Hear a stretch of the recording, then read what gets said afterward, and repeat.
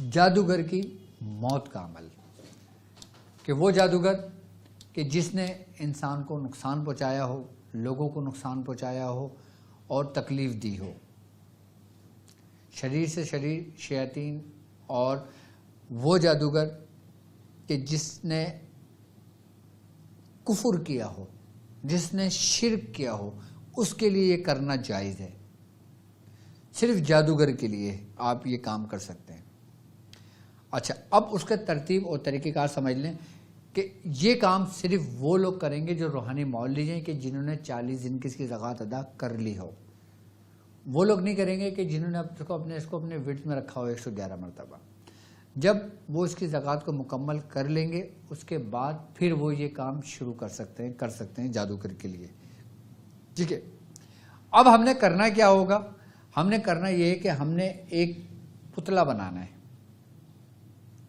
ٹھیک ہے، اچھا، پتلا آپ سفید رنگ کے کپڑے کا بنا لیں، اس کے اندر آپ روئی بھر دیں۔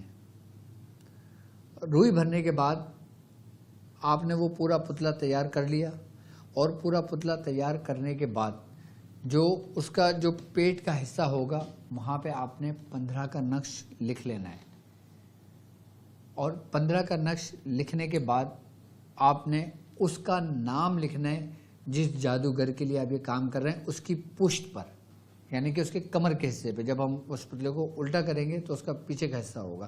آپ آگے سے اس کی آنکھیں، ناک، منہ، ہاتھ سب بنا دیے گا، اور پیچھے آپ نے اس کا نام اور اس کی ماں کا نام لکھ دینا ہے۔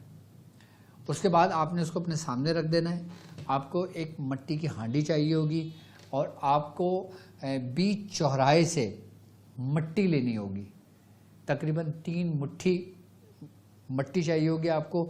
بیچ چوراہے سے 3 مٹکی یعنی کہ مٹھی آپ کو قبرستان سے لینا ہے، اور 3 مٹھی مٹی آپ نے کسی ویران جگہ سے یا جنگل سے لینا ہے۔ 3 جگہوں سے آپ نے 3 مٹھیاں لے لینی، یہ 9 مٹھی ہو جائیں گی، اور یہ ایک جگہ ملا کے رکھ دیں، اس ہانڈی کے اندر اس کو پھیلا دیں۔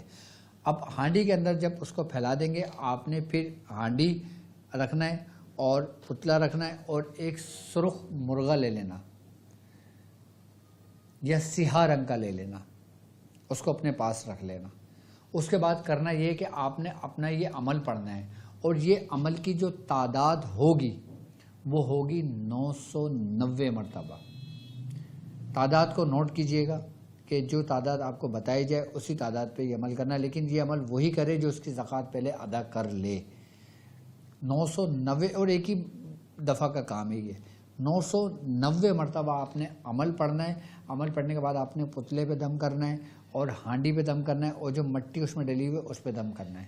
اس کے بعد آپ نے کرنا یہ ہے کہ اس پتلے کو اٹھا کر آپ نے مٹی کی ہانڈی کے اندر رکھنا ہے۔ رکھنے کے بعد آپ نے مرغ کو اللہ اکبر کہہ کے اس کو ذبح کرنا ہے صدقے کی نیت سے، تاکہ وہ خون جو نا اس ہانڈی میں چلا جائے، اور جو مرغا ہوگا وہ صدقہ کر دینا، یا مٹی میں دبا دینا، یا کسی کو بھی دے دینا۔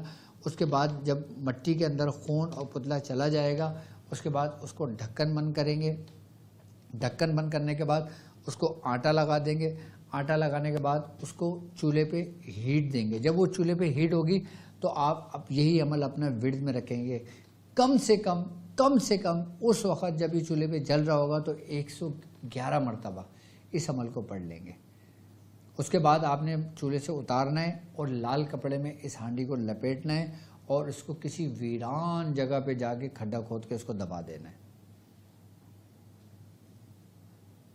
اس ہی شب آپ کو اس کا حال نظر آئے گا کہ جس کے لیے آپ یہ کام کرو گے۔ اپنی آنکھوں سے اس کا حال دیکھو گے آپ، کہ جس نے لوگوں کو تکلیف دی ہوگی، ایذا دی ہوگی، جس نے انسانوں کو قتل کیا ہوگا اپنے جادو کے زور پہ، یہ ان لوگوں کے خاتمے کے لیے ہے۔